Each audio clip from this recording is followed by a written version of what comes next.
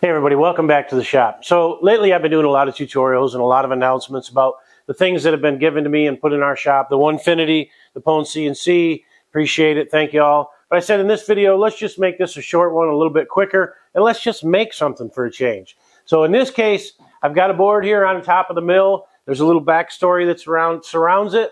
Let me tell you the backstory.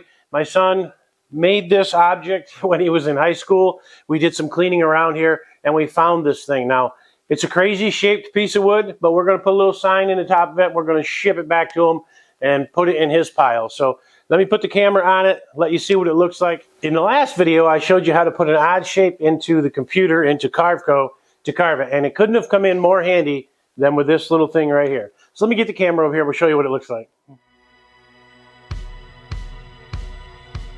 Okay, so here it is. And forgive me, I'm coming off of a cold here.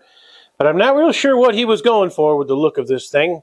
Battle axe, something to hit his brother over the head with, I'm not sure. But in any case, we're going to take this crazy shaped thing here and we're going to put a sign in here and run some names down that edge. And hopefully that little cut piece there doesn't bother me too much. If you can see that in the camera, this guy right here. We have accounted for this knot. First thing we're going to do is surface it. Then we're going to do a V-carve.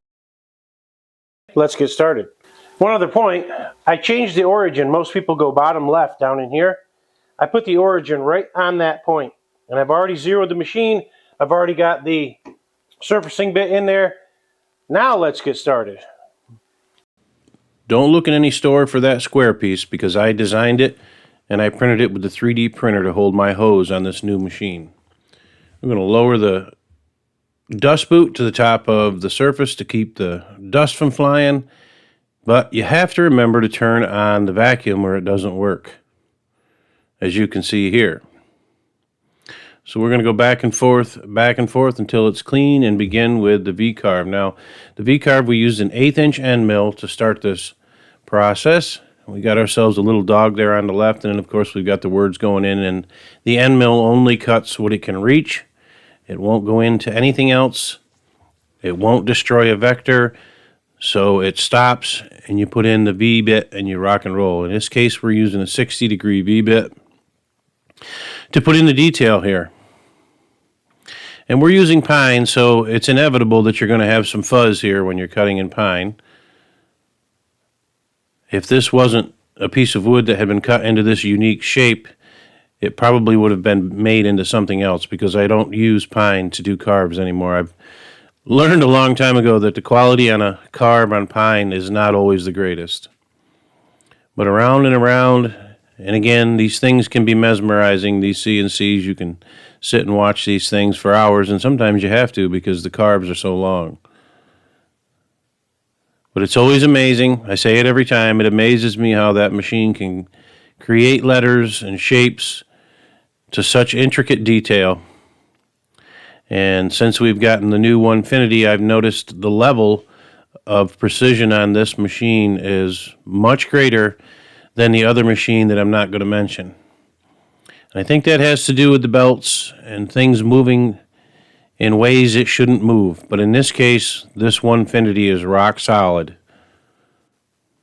If I had a choice to do it all over again, I would have went with Onefinity in the beginning, knowing what I know now. And of course, I was hoping we would avoid that thing, and I've got a letter right dead center in it. But that's all right. A little trick with some glue and sanding, and that line will disappear. Easy peasy, lemon squeezy. So this is my son and his wife and his family, and they are Jeremy, Kayla, Carter, and Landon, my grandsons. Love them all to death. And I'm hoping they get a kick out of the fact that this thing is going to show up in the mail. Now we're painting here with acrylic paint because we found that it doesn't run. You don't want to be a slob about it, but you don't have to be so detailed that you're worried about running over because we're going to sand it to clean it up. And don't ask me why we went with this color. I just like the hunter green here. But we go along, we fill this in. I put 2 coats of paint on this, and then we'll end up taking it out to the shop that is the shop, and we'll sand away Vernon's mess over the edges. Nothing to it but to do it. And this is the same paint that my wife uses when she paints the pictures after I laser images images into the plywood that she's been painting her paintings on. She's doing very well with that. Well, there you have it. And we're going to use some red oak stain on this thing. And to be quite honest, when I got done staining this thing, I was quite pleased. I was like, this is really a nice little sign. Something that would have been junk and probably would have went in the dumpster. I said, let's not just throw it away. Let's make something nice out of it and send it back to old New York. And there you have it, folks.